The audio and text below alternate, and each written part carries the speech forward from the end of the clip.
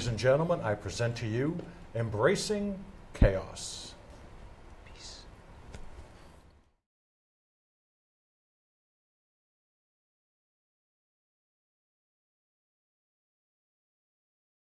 Well, this first song is dedicated to all of our elected politicians and anybody who wants to run for office, because all they want to do is listen to themselves blah, blah, blah.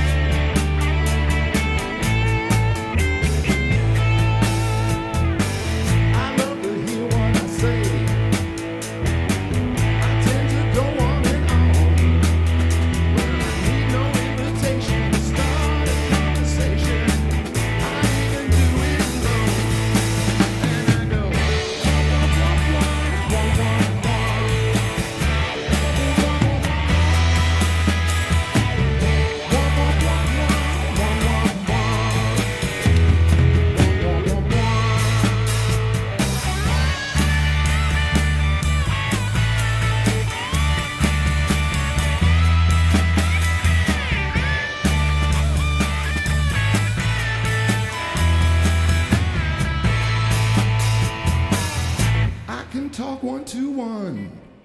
I can speech a fight to a crowd.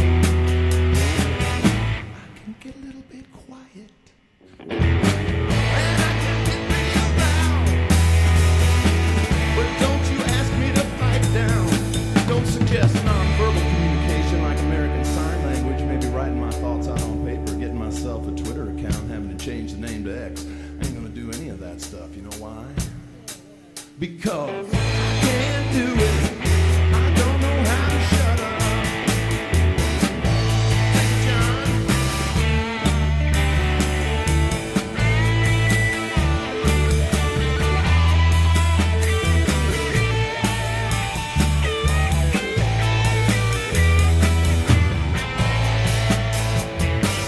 I love to hear my own voice, and I might pontificate. But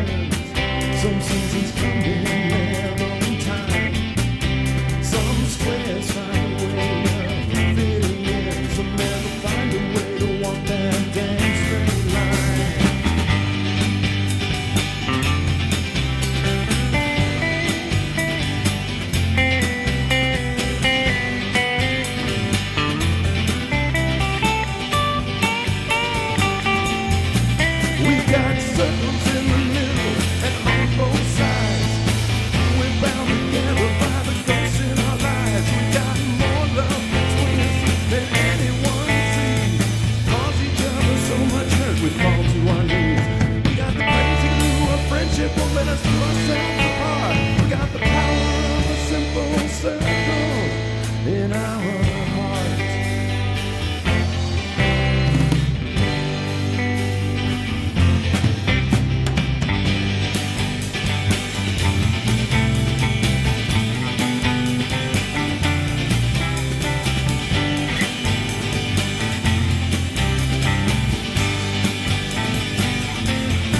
We've got circles within circles.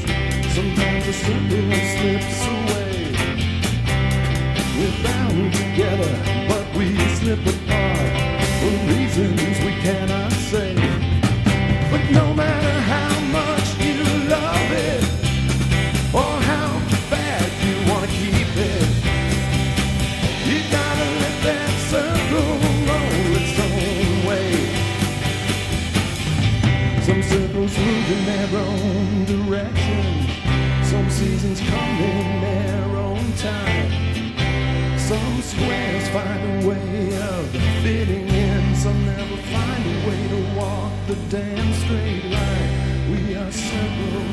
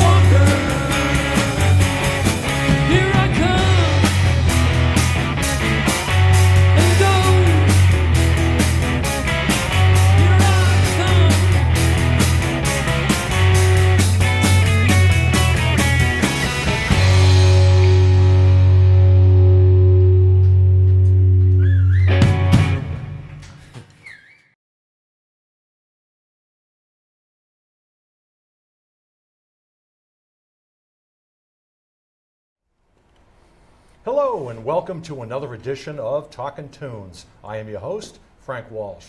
Thanks for tuning in today. Now, ladies and gentlemen, the guys who you just heard are rocking the South Shore. And after today's show, we're hoping that they're going to expand their horizon and play all over Massachusetts and all over New England.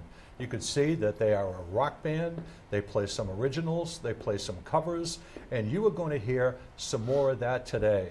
So it gives me great pleasure to introduce to you Tom, Kevin? John. and John, Kevin and John. I knew that, I just wanted to see if you remembered. Well, first of all, thanks a lot for coming in, guys. Thanks for having us. Our pleasure. Was it difficult getting out of the geriatric home this afternoon? It's pretty tough. It was tough? My wheelchair had a flat. It's bad. I know, with the storm and everything, the ride was probably filled, you know, but on a serious note, I'm glad that you've been here. Now, Tom Duke, you've been here before. Thank you for coming back, and I owe this this band coming on because of you. Well, first of all, we appreciate you having us on, having me back. Fantastic little scene you've got here, and we're really glad to be a little part of it. Well, you're a big part of it, whether you know it or not. So that would be a good place. Why don't we start with you and talk about how you got these guys together and talk a little bit about the evolution of the band, and then we'll kind of go around the horn. How's that? Sure. Many, many years ago, I was in a band with Tom. All right. He played drums, I played guitar, my wife was in the band. He moved away. We moved on to different things. A couple of years later, he calls me up, said, "Hey, let's get together. I want to learn to play bass." And I said, "Oh, cool. Well, while you're learning to play bass, why don't we play some original songs?" And he said, "Great." And then it took us a few years to find Kevin because he was the missing ingredient that made everything work.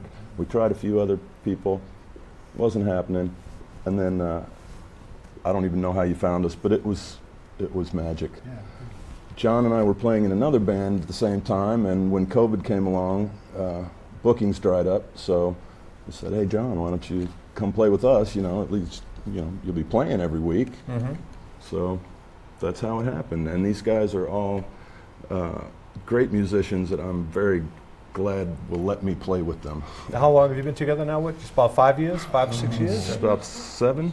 7 years. What year right is around- this? Yeah. It's been a while. So, Yeah, yeah, it's been about a while. 2016, I think. Cool. Now, let's get off with you. How did you get into music? I know. Talk about your instrument. Talk about how you get into Good. music. That's a long story, but I'll try and make it short. So I actually started in grade school playing trumpet. Hold on one second. Is he the talker? Oh, we all are. Okay. he gave me some warning. He goes, "I'm warning you ahead of time, Frank. We have a talker on there." And I said, "Good. We could vie for time." There we go. Go ahead. So I started in grade school, trumpet. That lasted for about a year, and then I moved to snare drum in the marching band. And I was a drummer from that point till to this day. So it's my primary instrument, actually. As Duke said, about 10 years ago, I wanted to learn a new instrument. So I said, I'll try and play the bass. So I picked that up. I've been playing bass for like 10 years now, and then I started playing guitar, so I play some guitar. And been doing music most of my life. Now, you talked about doing originals when you got together. Do you write songs? I write some songs. He writes songs. John writes songs. Kevin doesn't write songs. I do parts. I make parts of their songs. Really? He makes Yes. our songs better. Yeah, Really? there you go. Okay. Do you guys rehearse this, kissing each other's butts ahead of time? Yes. Or- Every week at practice, Do you? We keep first 20 score. minutes. Yeah, I could Keep see him score. over there taking notes. He says, "I am going to disprove everything these guys just said by the time he gets to me." Nobody else kisses our butt, so we might as well do it ourselves. And Which reminds me, our wives were going to be here today, but they said they didn't want to come. same with mine. Yeah. Now, you must have played in some other bands. Any Oh, notable geez. bands around the area? Because you're a Boston, Massachusetts Yeah, guy, Central right? Mass raised, but notable, no. But I told this story. One claim to fame. Okay. I was in a kind of power pop punky band in the early '80s called Okay. Unattached. Okay. Alice Cooper heard the band. In the mid '80s, he actually had one of our songs as a title track Really? for his comeback album. The title of the album was Trash, which was our song. I didn't get to play on it. Our guitar player and singer who wrote it got to perform. Cool. Joey Kramer played the drums on that track, so that's good. I'm glad about Did you that. get any money for that? I didn't. The I royalties? wasn't. But I they wasn't a got royalties songwriter. for that? They did. Yeah. How did he hear about the song? He heard the band at Bun Ratty's in Boston. Sure. He was Sure. stumbled into it. Wow. That's pretty cool. Yeah. Pretty cool. And what about you, young man? Young man. Well, I was born and raised Seattle. Moved out here in 2003. I started playing when I was 5. I had an ADHD problem when I was a young man, and my uncle played drums in a band on the West Coast called the Fragile Line, which made it pretty big back there. So when I saw the shiny, loud, bangy drum set, I go, "Oh, no, that's for me." Okay. So my grandmother got me a snare drum, and I went on from there and just kept playing through school and played in orchestras and symphonies and jazz bands and marching bands, and I was just Good all for in you. on it. So yeah, How's the music scene back in Seattle when you were there compared to what The you found here? grunge was coming out in the 80s and 90s, and it was a pretty hopping scene back then. But as time goes on, it's getting less and less venues to play at that people will come out and see. They'd rather just sit at home and do whatever. But it's still our passion that we like going out and performing and making people dance if they can. Move them if we Right, can get right. them to move. Right. And have some fun. I presume that you were not a grunge guy. You don't look like a No, grunge no, guy. I was more on the jazz side of things. Like, Really? Yeah. I really like jazz, so A that lot of was my good thing. players came out of Seattle. Yeah, in yeah. Jazz. Yeah, Yeah, a lot of good yeah, players out yeah. of jazz. Yeah, except Kenny G. I'm not a big fan of Kenny G. Really? No, He never speaks liked well him. of you. Yeah, well, he calls me Kev, Oh, okay. and, You call and him I call him G. Yeah. It was funny. I saw Kenny G play with George Benson. They put a show on together. I love George Benson. Oh, I met him. I actually incredible. had dinner with him and his band and his family Really? one time. So I love George, and I always liked Kenny. Sorry, but the two of them together Yeah, were just magic. electric, huh? Just yeah. magic. Yeah. Have you ever seen Kenny in person? No. Totally I different than what you would expect from Yeah. his elevator music, and a lot of his Yeah. stuff is pretty easy listening. Yeah, Put him on the stage, forget about it. yeah. Same thing for Michael Bolton. Like Michael Bolton, I went to see him, expected nothing. Absolutely blew me away. Blues, jazz, rock, opera, Yeah, everything. yeah, So Kenny is totally different on stage than he is with his music. yeah. Well, we're hoping to blow you away today, Frank. Well, I heard you. Good. I heard you warm up, Yeah. and I almost went away. So, There you go. but I'm doing a show. I had to come back. Yeah. I'm kidding. Your turn, sir. Talk a little about your background and your music. Well, as with many folks in my generation, I heard the Beatles on Ed Sullivan, and the next Monday, somebody asked me if I wanted to join a band, and that was 7th grade, and I didn't play any instrument, but I said, sure, I'll join, and okay, you're going to play bass. So it took me a year and a half to save up enough money to buy a bass. My folks were not pro rock and roll enough to So we're underwrite. talking early mid '60s to late '60s, around that time. Yeah, the first gig I '64 they came on the Beatles. yeah, right? the first gig I played was in '66. Wow. So, and we played surf music, instrumental surf music, which was still fairly popular at the time, but was fading away. It had its heyday in the early '60s. You from Massachusetts? I am. You were. I grew up in the Metro West area. Okay. So you must have been the Beach Boys and Janet Dean and all those. We kind were of not. groups? We were not doing any vocals initially. We were doing stuff like Miserlou, Dick Dale, the Ventures, Yeah. the Pyramids, Yeah. the Chantays, all those Wipeout, Pipeline, all those instrumental things. And but then the girls started coming up to us saying, "Can you guys play Midnight Hour?" And it was like, "Okay, yeah, sure, we'll play Midnight Hour." But then they had to pick somebody to sing. I got picked to sing. Really? But I found that singing and playing bass was a real challenge because it's like two different melodies going on. So I swapped with the rhythm guitar player and pretty much played guitar ever since. I have played bass from time to time in bands, but I'm really a guitar You still player. sing? I do sing, yes. Cool. Now I was going to ask you. I could ask you. You play guitar and sing. How easy or difficult is that? Because I've heard mixed reviews about playing guitar and singing at the same time. Even playing drums and singing. Yeah, I know. You know. Well, it's different for everybody. For me, it's on a scale of 0 means it's as easy as possible, and 10 is impossible. I'm about a 5. Right in the middle. Most of the time, I can get it right when I'm doing both. What throws it off? What throws it off? Timing. For me, trying to remember the words and get them Really? out, And- Yeah. while I'm trying to play. Yeah. That's why I had to give up my career as a comedian. I had very bad. Timing. Timing. Just off. It's critical. Yeah. Yeah, I Angle can and ima- I can timing are imagine that. everything. I can imagine that. Now, as far as getting together as a group, how do you choose your music? There are gazillions of songs out there. How do you pick the ones that you're going to play? Like when you started to get together and say, okay, we're going to put a band. How did you pick your repertoire? Well, I said to Tom, since you're learning to play bass, how about if we play my songs, some originals? And he Okay. said, Sure. okay. they're not that hard. We'll go that way. Was And it gun then, to his head or not when you said that? Or Knife to my back, maybe. in your back? Is that what it was? And then when these guys joined up, they never said no whenever I suggested a song. I said, Mhm. I got a new one here. No one ever said stop playing it, so it entered the set. Do you all have input into what you play? Oh, absolutely, yeah. That's- We all bring ideas. Kind of the and- beauty of it is that yeah. Thomas lets us pretty much, he gives us free reign to interpret however we hear it Mm-hmm. and incorporate that into the music, Mhm.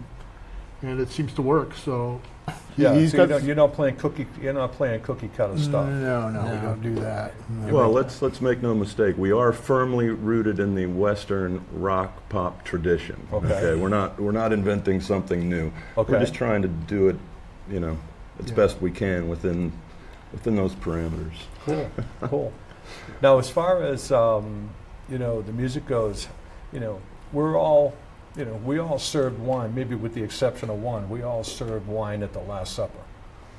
So, talk a little bit about the evolution of music. Like, when you were coming up, you came up from the '60s. We're pretty much the same generation. Mhm. And what do you think of the evolution, or in some cases, the de-evolution of music as you progress through your career? Well, What have you seen, and what's your take on that? speaking for myself, I mean, playing my first gig in the mid-'60s, rock and roll was technically 10 years old. Right, right. And there were two flavors of it.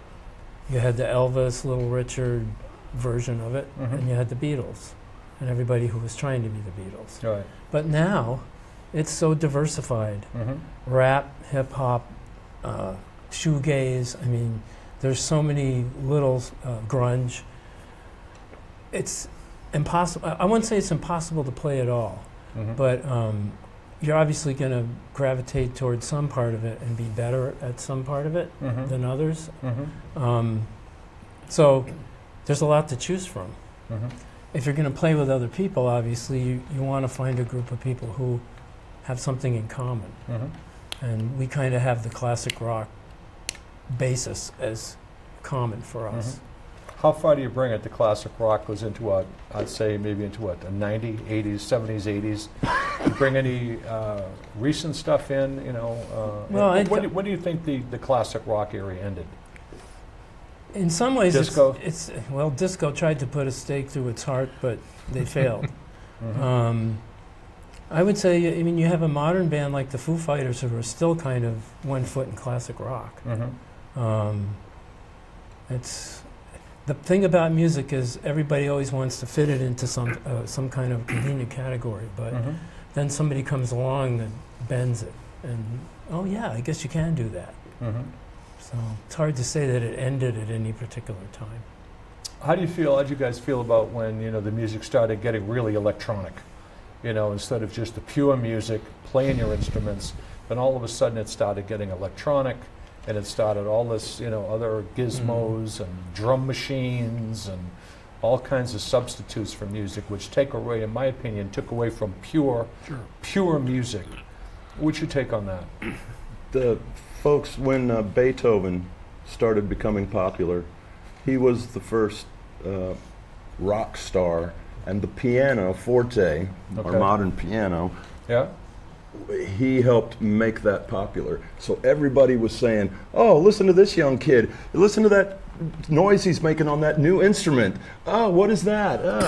And they said the same thing about Jimi Hendrix.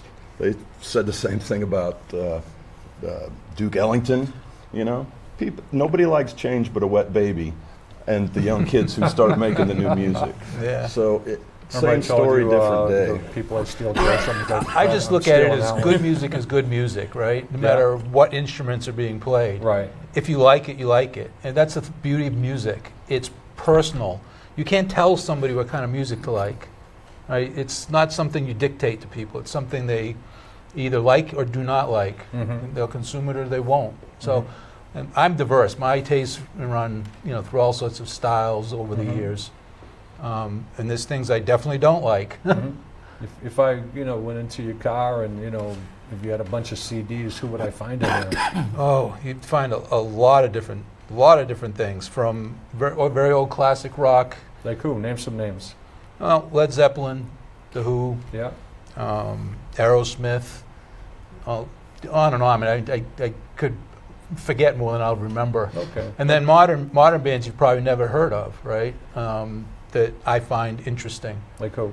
Oh, these guys are going to be sick of it. My brother's sick of hearing about it. There's a band called Dead Sarah. They've been around for almost 20 years now. Really? Okay. Check them out. It's an interesting, eclectic mix of music they do. Mm-hmm.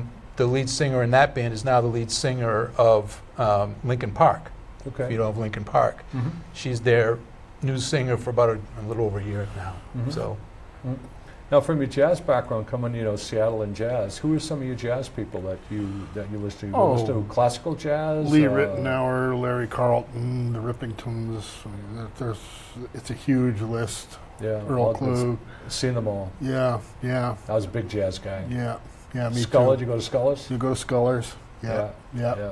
I used to live over at Scullers, Yeah, and then I take my son. I got a son who was getting into music, and I took him to all the jazz shows.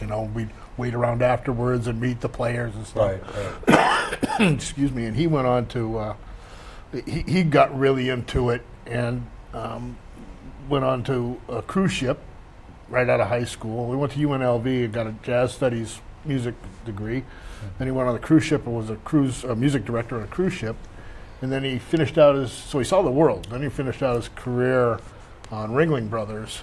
So he was traveling around the country playing music like that. But the sad part about that is he had to play it verbatim as it was written. There's no room for any improvisation. He's got to play it to the letter. So that kind of burned him out because he couldn't express himself. Mm-hmm. Everything had to be so tight, and it's a very regimented music and very, very intense. It's a whole nother level.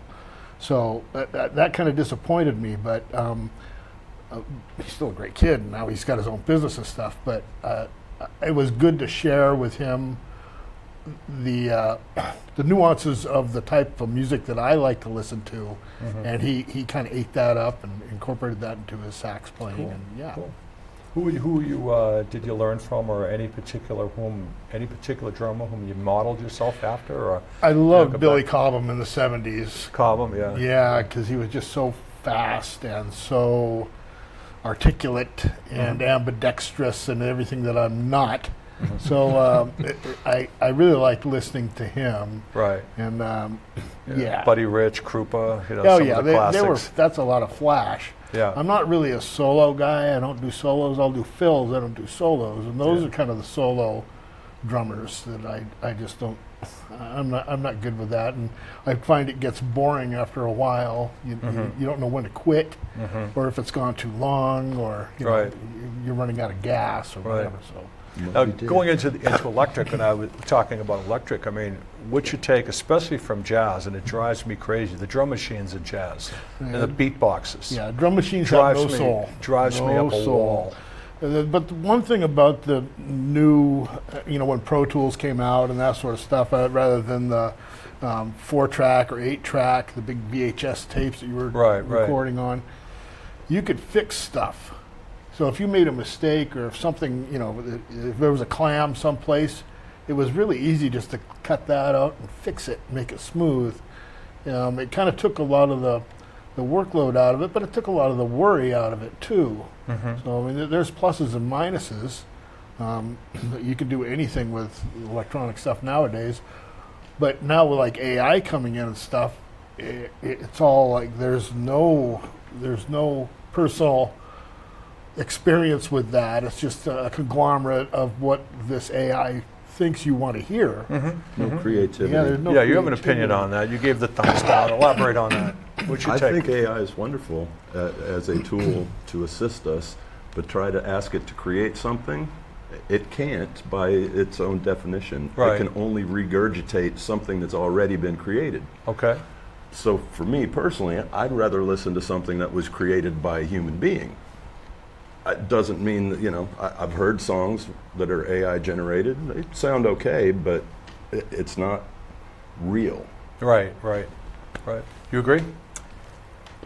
Yeah, I mean, even when human beings create something, we're not creating in a vacuum, we're standing on somebody's shoulders. But I think that, as Kevin mentioned, the soul isn't in it if it's a machine creating it. Mm-hmm. The part of what you're hearing when a human plays music is their emotions coming through, hopefully anyway. Mm-hmm. That's what makes real music Mm-hmm. connect. Mm-hmm. One of the things that hit me over the head with it, where it really became pronounced for me, was I remember listening to the Brothers Johnson, if you know the Brothers Oh, yeah. Johnson, Yeah, listening to them. great voice. And I hum along. I'm a great drummer, guitarist, or I'm great up here. So I'm humming. All of a sudden, it's like, what the hell's going on? It's just too repetitive, too beat. I said, that's not a real drummer. Right. And then I kind of, that stuck in my mind. And then I started hearing it again and again, and it was like, it just really took away from a lot of the enjoyment of people whom I used to like. And I stopped listening to that stuff and, had to go back into the old catalogs, Yeah. Yeah, and I think one of the things, and correct me if I'm wrong, is that I don't think the pure rock and rollers ever did that. Your classic rockers, your pure rock and roll, I think they probably feel the same way that you did. Yeah. You agree with that? I do, yeah. And the other difference music made today versus how it was made 30, 40 years ago, people used to get in a room together like this. Exactly. And sit down and play the songs, right? Mhm. And then, they might overdub some things later, or they may try and fix stuff on tape, small things later, but they were playing live music in the studio, and it comes across differently. Mhm. It has more soul, more life. Amen. Tempos change. It No, breathes. the other thing is people play to the click track now, right? Steady, ready, no drifting from the beat. If you go and measure some old Led Zeppelin songs, Yep. they drift sometimes 5 or 6 beats per minute throughout the song. It gives it life, it gives it Right. breath, it gives it a heartbeat. Right. And also, I find too that a lot of these people who create this music, they can't perform it live. They can't sing. So every time you see them, they're lip syncing it. Yeah. Yep. And they lip sync the whole thing, and it's just drives me up a wall. The difference between creating in a studio for a recorded reproduction is very different than the live experience. Mhm. I enjoy both of them a Right. lot, but one without the other, it feels Right. like something's missing. So, Exactly. we love to play in front of people and get the energy that Yeah. all those stars talk about. Springsteen, give me some energy, right? It's real. Absolutely. Even with a small group. Well, that's like with, I was mentioning with Kenny G and with Michael Bolton. Their music is very, very, very generic, very, very, very, white bread. You just, Homogenized. there you go. And big words stump me sometimes. But anyway, and then I think what you said to parallel that is that when they get on stage, they're free. Right. They're able to cut loose. That I'm sure that if Kenny G did some of the stuff or recorded some of the stuff that he did live, he'd say, you'd mock him and you'd throw it away. Michael Bolton the same way. You hear Michael Bolton playing the blues. You hear Michael Bolton playing, ripping some jazz. You say, that's Michael Bolton. He doesn't play that. Right. So I think when they get on stage, they're able to just cut loose and let loose and be free. I think another thing too is there's different types of audiences. Those that want to hear just the way it was recorded, Right, right. and those that are love the expression of just impromptu go and play, like Jeff Beck or somebody like that. But if you can't make it sound exactly like it's recorded, I think a lot of people it looks negative upon the song that they heard recorded, then they fell in love with. It's not quite the same. So I think a lot of companies or production companies, they want to preserve the sound the way it was recorded. That's why a lot of the lip syncing and stuff, because Right, yeah. sometimes you can't duplicate that on stage what you could in the studio. Correct. Well said. Yeah. This might be an appropriate time to take a little bit of break and hear some of your music, hear a little bit more of it, and then we can come back and talk a little bit more about, your music, where you're going to take your music, some of the places you play, and we'll take it from there. Sound good? Sounds great. Awesome. All right. Thanks, Frank. So, ladies and gentlemen, sit back and relax. These folks are going to get up and play, and we will be back in a little bit. See you then.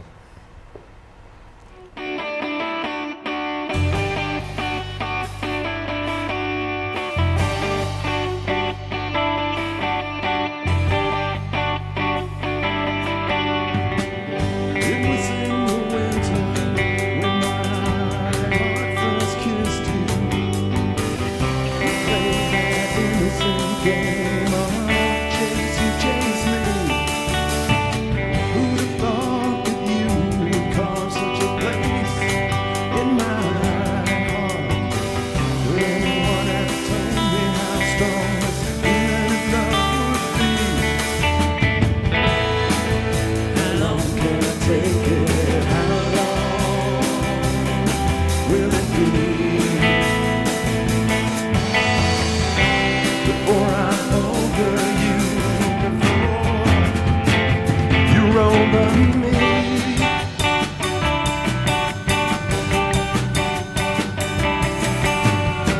The days and nights we spent together filled my life complete.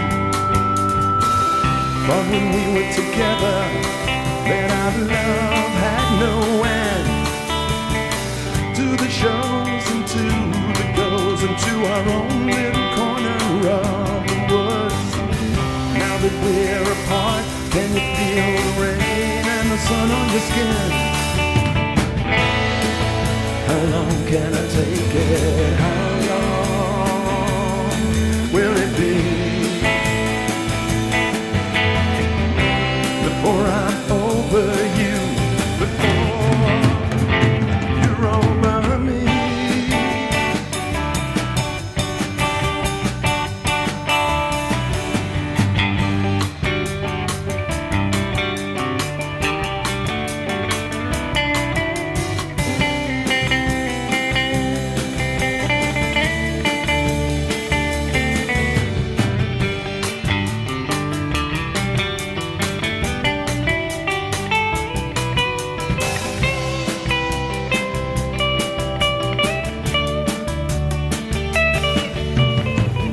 It was in the winter when my heart first missed you.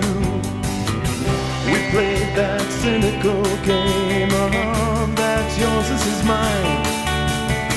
Who'd have thought that you would carve such a hole in my heart?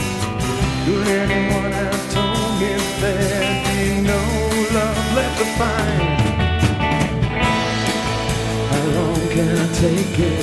How long will it be before I'm over you, before you're over me?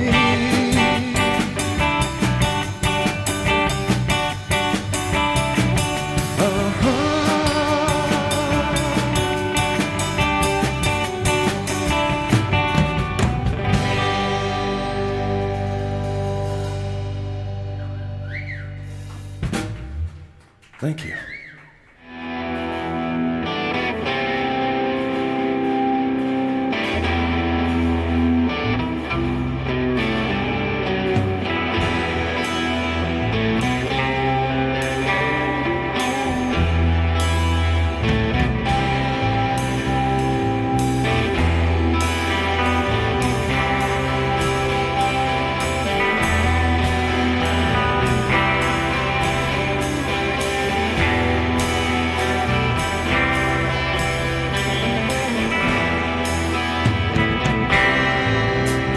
I'm checking the gig bag to verify that I have all that I need. I've got a capo and a tuner, and I've got my glasses so I can read.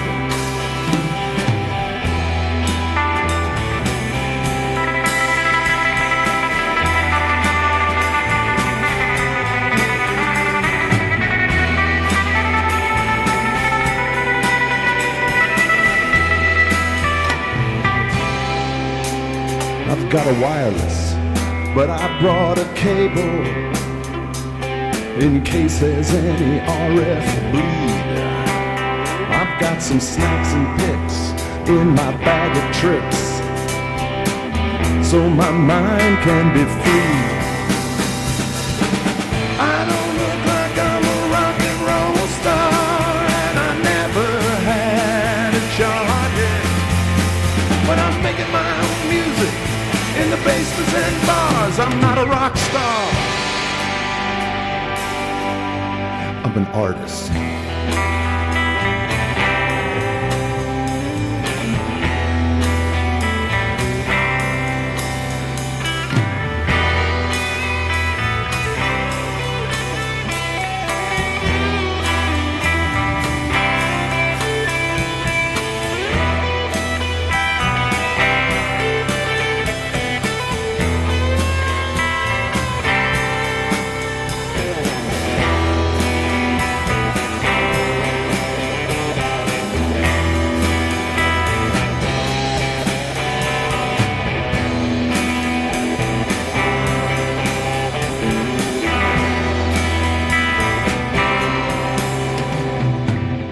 Got my freak flag flying, and I got a guitar face when I play a lead. Got a glass slide, and I brought a brass slide. I got some wristbands, and I brought some weed.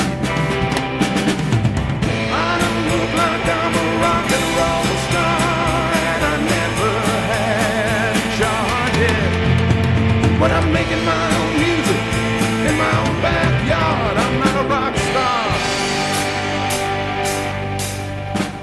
Got a bass in a case, in your monitors too. AAA batteries, I hope they're new. But I don't have a roadie, so I guess I'm still screwed. I'm not a rock star.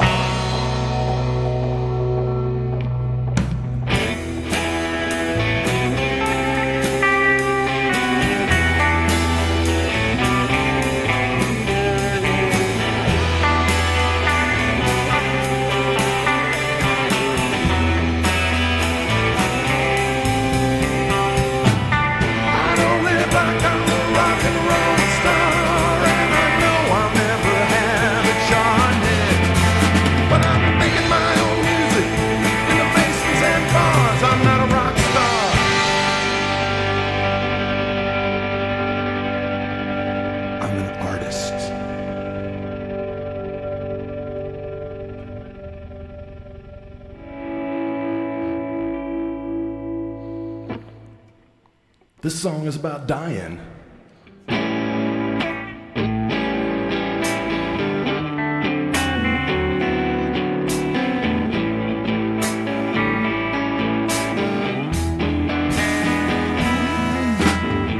Now don't get the wrong impression, I'm not trying to die.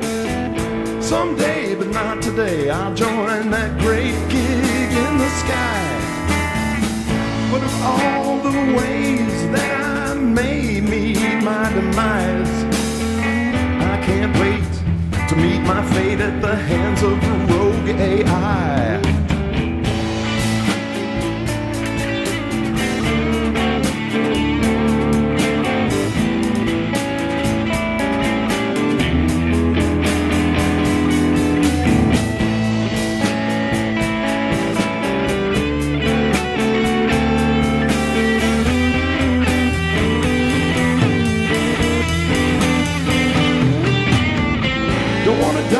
Tornado, a victim of climate change. Don't want to die from Ebola, monkeypox, or something else strange. I don't want to die.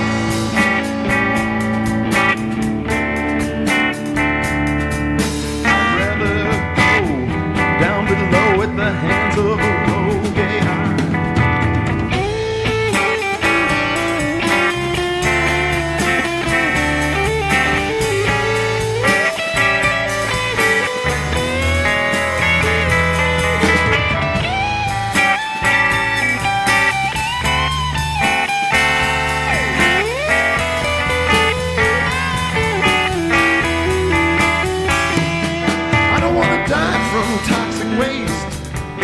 die from the chemicals they're making. Don't want to die in a nuclear war. I don't want to smell like leathery bird bacon. I don't want to die from measles, and I sure don't want to die from polio.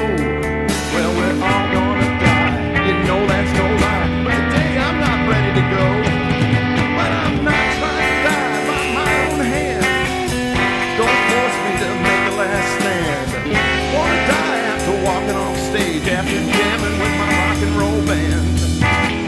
Like the Luther King sang, no one here gets out alive. I don't wanna get sick, make it quick. I'm afraid of my overlord AI.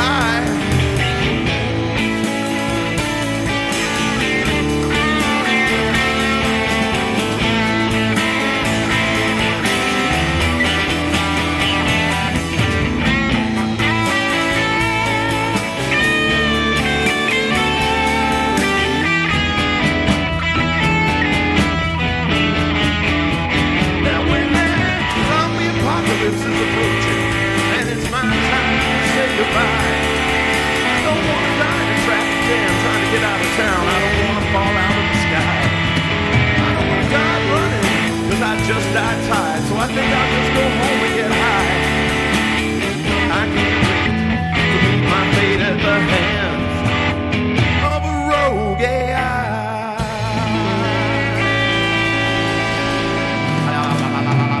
Thank you to our electronic overlords. Thank you so much.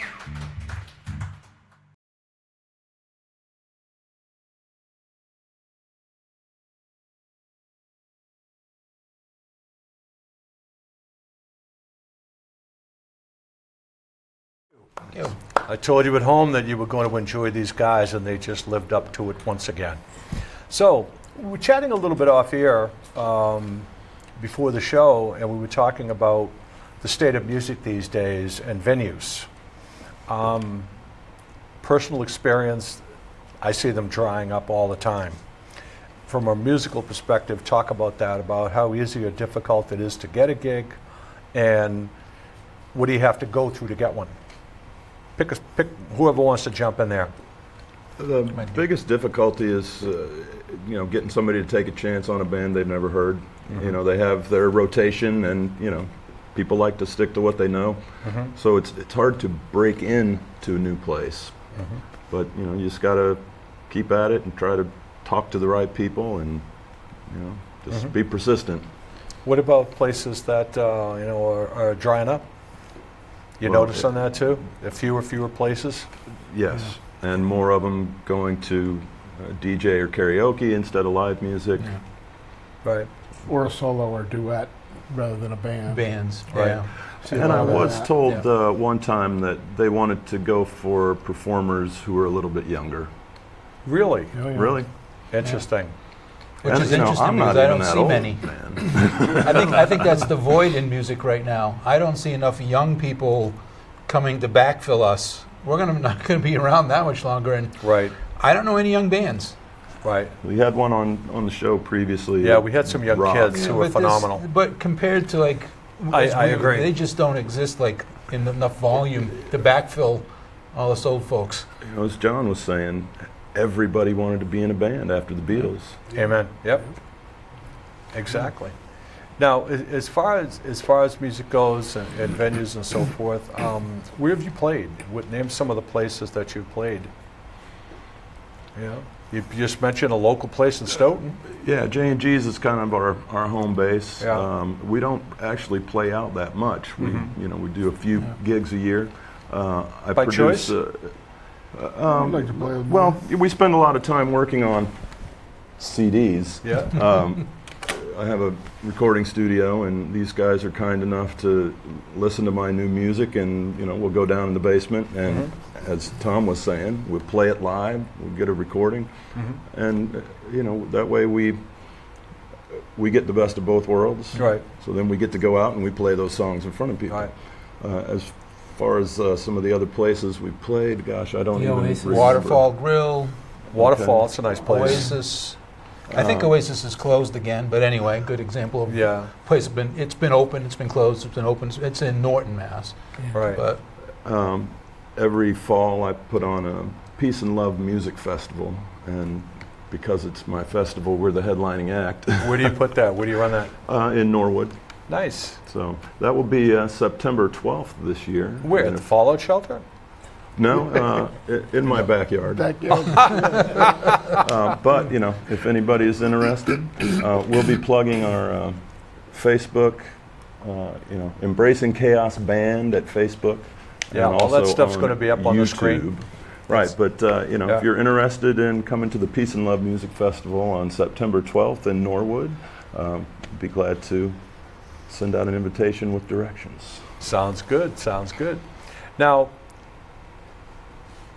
let me go around the horn here, and I'll ask you a question. I'll start with you. You're very talkative here. He's the one who thinks a lot. You're the thinker, and I like that. If you or somebody wrote a song about you, what would the title be? That's a good question. I stayed up all night thinking of that. What would the title be? Yeah, what would the title be? I don't know, maybe Still At It. Still at it. Yeah. Why do you say that? Well, I've outlasted some of the people I started playing music with, Mm-hmm. in the eternal sense. And I'll come home from a rehearsal or a gig, and I'll always thank Billy Taylor. Billy died in '09, I think. Mm-hmm. But he's the guy that came up to me on that Monday morning and said, "Hey, let's form a band." And he and I both kept playing music. He was actually he was out in Kevin's side of the world after he left high school. He worked for Microsoft. He was one of the Microsoft millionaires. Really? One of those young guys who got in on the ground floor. But he was still playing music. Really? And I think of him all the time. Nice. And so when I think about, well, maybe I should stop playing, I can't do that. Partly because I love it so much, but I almost feel like I owe it to all the people I've played with over the years. Mhm. There's always something else to learn. Mm-hmm. You get in with a new group of people, it's an opportunity to explore something you didn't do before, get out of your comfort zone. Mm-hmm. So still at it. Beautifully said. If Billy walked into the studio right now, what would you say to him? I'd give him a big hug. And he'd take it. Yeah. Good for you. Yeah. That's a beautiful answer. Your turn, sir. A song about me? Yeah, what would the title be? I don't know.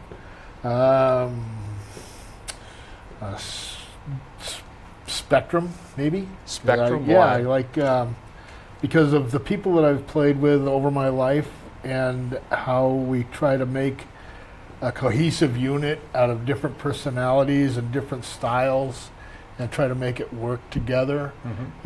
in such a diverse way. I mean, I've played with a lot of different styles and genres and tried to make it work because, like these guys said, you know, like Tom said here, my interests in music are really vast. You know, I like Prokofiev, I like Holst, I like the Beatles, I like, you know, Lauryn Hill. I mean, it's really a wide spectrum, and if I can incorporate that with the people that I know and make good music together, that's what I I had drinks with Warren Hill and Peter White. Yeah, Peter White is great. Great guitarist. Great guitarist, yeah. Your turn, sir. Well, the first word that literally popped into my head when you asked that question to John was wise guy. Wise guy? Wise guy. Okay. Because my wife is always telling me I'm a wise guy, because she really, really hates this about me, that I love the Three Stooges so much.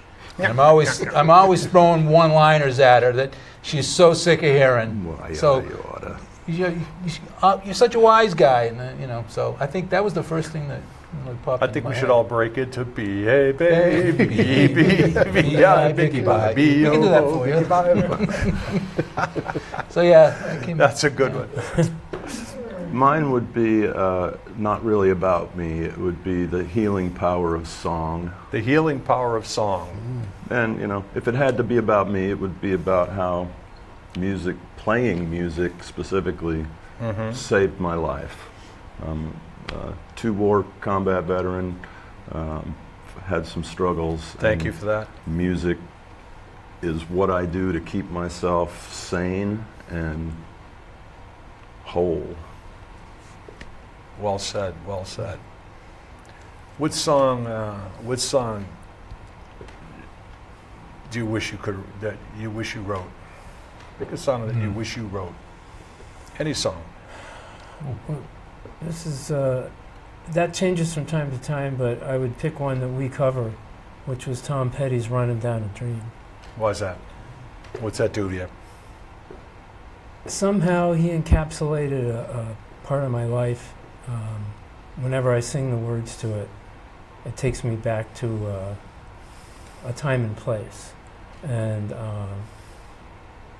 it's funny how you can have an experience like that and then kind of put it aside, and it's still there, but you're not referencing it at all. And then later in your life, the lyrics to that song, in this case, suddenly resurrected. It's like, geez, you know, I've been right where that guy is. And so I would pick, at this moment in time, I would pick "Running Down a Dream." Well said. Let's jump down to you. Take you out of order. Song that I wish I wrote is the next one I'm going to write. Ooh, sneaky. That's like Tom Brady, right? You know, what's your favorite trophy? I'm a And Patrick the next Mahomes one. guy. The I don't next talk one. about the next Brady. One. All right, that's evasive enough. So we'll Yeah, go back yeah, to you. really. Go ahead. Well, first song that came to mind was "Carry On" by Crosby, Stills, Nash. I think Young was on that album too. Okay. Great song. Not "Carry On My Wayward Son." No, right? no, well, I love that song That's too. a good one, But too. "Carry On" because it was the first album I was ever given as a kid. Mhm. I played both sides of that till the grooves wore out. But that song is it's got a great message, and it's just a beautiful song in my mind. Good. Do you play it? Do you guys play it? No, we should. You do another song or two of theirs. Yeah. Drummer boy, Yes, sir. your turn. So, Total Eclipse by Billy Cobham. That is such an all-encompassing tune. That a song is a tune Mm-hmm. that has so many facets to it, and I like to think of my playing as having facets to it. Mm-hmm. And yeah, I really enjoy that. I wish I would have written that song. That's a great Cool. tune. Who would you want to play with? Who would you want to get up on stage with and say, "Boy, I want to be a part of that band and play with this band and bang the skins for them"? I got lucky in Seattle at a guy that I worked with. I was a mechanic and I played music as a hobby, but a guy that I worked with ran sound and was a guitar tech for Paul Rogers. And his drummer got sick, and I got to fill in for him for a little while. Nice, And that was exciting because you're playing in front of 2,000 people. nice. And you know, everything is all set up, and everybody's jumping and dancing because they know all of his songs. So that was fun. Now, was that recorded by any chance? No, that was just live venues. Okay. Yeah. Now, the reason I ask is that sometimes in those kinds of situations, I've talked with many musicians, and they've said that in certain situations they would play, and then they would hear themselves or see themselves afterward and say, "I played that," or "I did that," Yeah. and they would try to duplicate what they played and couldn't do it. Yeah. Well, you're So I was wondering if- as a if- musician, you're your own worst critic, and that's the toughest part about recording. The recording process too is when you're recording. If you hear a clam or something just a little bit out, and you got to try and fix it, and Yeah. you realize you focus on your playing and how it could have been better, or it could have been more dynamic, or Mhm. it could have been different, and it's really hard. I'm really hard on myself when I play, especially when I record. Cool. Who do you want to play with? Who would you like to jump up on stage and play with? Ray Davies from the Kinks. Kinks? Yeah. Sure. I've always really enjoyed his songwriting, and I think it would be fun to play with him. What's your favorite song of his? Got so many of them by himself, and then Tired with of the Kinks. Waiting. Tired of Waiting? Yeah. You like that one? Yeah. Tired of... Very good. Good choice. Pick one. Who do you want to jump on Ooh, stage That with? is really hard. There's so many. Pick 10. Yeah. If I had to, it depends on what instrument I would be playing. If I was going to be playing drums, I'd want to get up and play with Rush. Okay. If I was going to play bass, I'd want to get up and play with the Red Hot Chili Peppers and Okay. be Flea. You know, Okay. to me, just iconic musicians, iconic music. Mhm. Those two, you know, would be probably top list. Cool. That's an interesting answer. I want to play with Dave Giltner, Chris Jesse, Daryl Tucker, Gary Seeley, and these guys. Whoever they are. Because they're all friends of mine that I've played with in the past that I would love to play with again. And other than that, the 1970 Beatles, right before they broke up. But, you know, the other's more realistic. If I can afford to give them all tickets to come see me, we can have an excellent jam session. Okay. Now, normally I ask a question of each one of you, but because there are 4 of you, I'll make it a little tougher. I'm going to give each of you a hammer and a chisel, and each one of you have to put somebody up on Mount Rushmore. Who would you put up on your Mount Rushmore? Music or otherwise? Anybody, whoever you want to put up there. Who would you put up there and why? Wow, that's tough. Told you it was going to be a browbeating interview. And it's kind of an egotistical. Go for it. I mean, the people You're- who are up there now are up there because they would generally be recognized by. This many is people. your Mount Rushmore. Yeah. You get one of those pieces. I'd probably put my father up there. Your father up there? Why is that? He was a towering figure to me, very influential. He played music too, though not out in public. But anyway, yeah, I respected him a lot. Well, he'd be proud to hear that answer, I'm sure. Your turn, sir. Probably Vinnie Colaiuta. He's Ooh, an Vinnie. incredible drummer. And it's got such feel, and I wish I could play like him. Okay. He's really good. Okay. I'm going to go with another drummer, John Bonham. Died way too young. I can only imagine what he'd be doing now if he was still alive. I saw his son. It was hard to differentiate the two. Yeah. Mm. Yeah. Well, you like Zeppelin? You like that? I still go back again as being a young, kid when they first hit the scene. The music was just like mind blowing to me. Mhm. Still is to this day. I mean, the first 3 albums were just genius. Duke? I would blow it all up and give it back to the Native Americans who used to live there. Okay. One in every crowd. But no, it's a good answer. Hey, it's your choice. It was your hammer and chisel.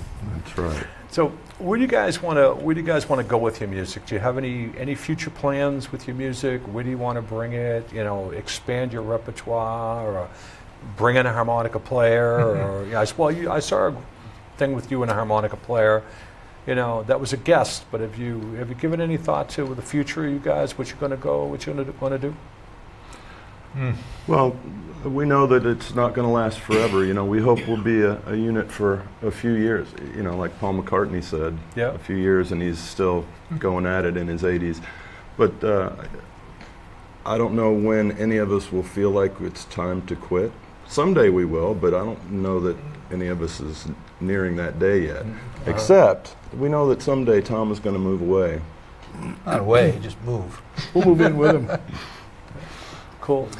And as Yeah, far as places that you're going to play, again, I'm sure that hopefully something will come from your show here. What I'm going to do is every year I get an invite from the director of the board of directors here at the studio, and the Stoughton puts on a festival every summer festival.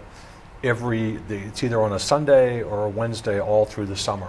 and they always come to me and ask for bands, and they always go for classic rock bands. So I'm going to throw your name in the That would throw be your great. name in the hat. That'd be fun to play. It's a lot of fun. Yeah. A lot of people show up. Picnics, families, friends. Yeah. You know, I used to film them all, but Yeah, that getting would too be old. great. They are filmed. Yeah. Every one of them is filmed, That's awesome. and they have a lot of fun doing that. Yeah.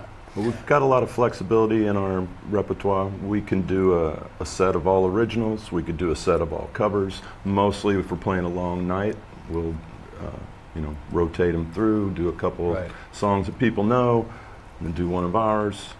So we've got a lot of flexibility. You guys do a song called "The Way," Fastball. Do you know that song? I don't think so. No, check it out. I Okay. think you guys could kill it. The way? "The Way." Okay. Yeah. They made up their mind and they started walking. Yeah, They I know the left song, before yeah. the sun came out that day. It's a great song. I'll have to- Got some good guitar riffs, got some nice drumming in there. Check it out. Yeah, we'll do. Yeah, check it out. But anything we didn't talk about that you think we should have? Any places, anything you'd want to cover or add before we kind of wrap it up? Any shout outs, anything you want to talk about beforehand? My mother-in-law and sister-in-law live in Stoughton. They do. Ma Honeywell and Mackie Honeywell. Yep. Well, they can watch you on that. It's, Yeah. it's all over that. Yeah, this goes out to all the surrounding towns, and it goes into a nice. repository Yeah. so people could watch you in California. Oh, good. That's right, on All over YouTube. the They could country. be Anyway. checking it out in Uzbekistan. Yeah. Uzbekistan, right? Yeah. Exactly, Yeah. exactly. A shout out to my wife who puts up with us rehearsing at our place all the time. Absolutely, thank you. Thanks, Cool. Gina. Cool. Any last words from you, Mr. Thinker? No, it's great to be here. I appreciate the. I'm glad. It's Yeah. fun. Lots to talk about. It's Yeah. fun. You know, it's fun, and we're very blessed because we have a great studio audience. I am very blessed to have Yeah. Yes, some thank great you for friends coming. Thank you. We appreciate who you come listening. and support the show, and I thank them. And we wouldn't be able to do this. Well, one other thing before I get into that: how can people reach you? How can people find you? You're all on. Crackbook. Most of you are on Facebook. Facebook. Yeah. We have a site for the band, Embracing Chaos Band. And then on YouTube, we have a channel that has a lot of video content that you can stream. How can they find your music? You have CDs. You sell them? You have CDs for sale?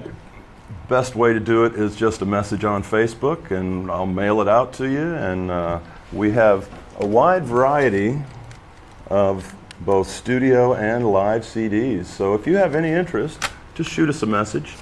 And if you and we buy will, 3, he'll go out and mow your lawn. Oh no. By K-Tel. Shovel your drive. Shovel your Gave away the driveway. lawnmower. I do have 2 things that I would like to add. One Please do. is music is not a competition. It works best when it's collaborative. Well said. And secondly, don't quit playing because somebody tells you you're not good enough or because you can't find a gig. If you play for yourself, and then other people will dig it too. It's about what's inside, and you got to let it out, and don't be afraid to do it.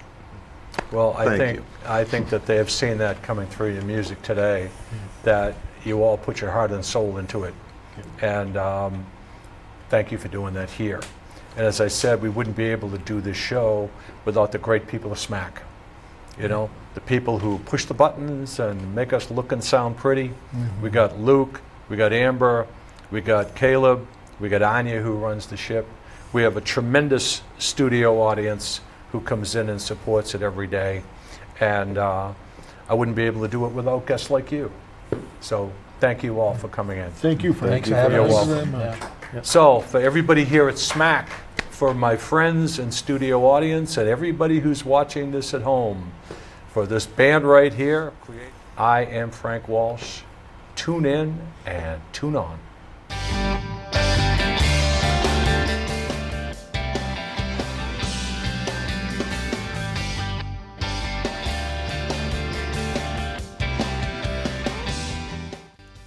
Thank Thank you, everybody at home.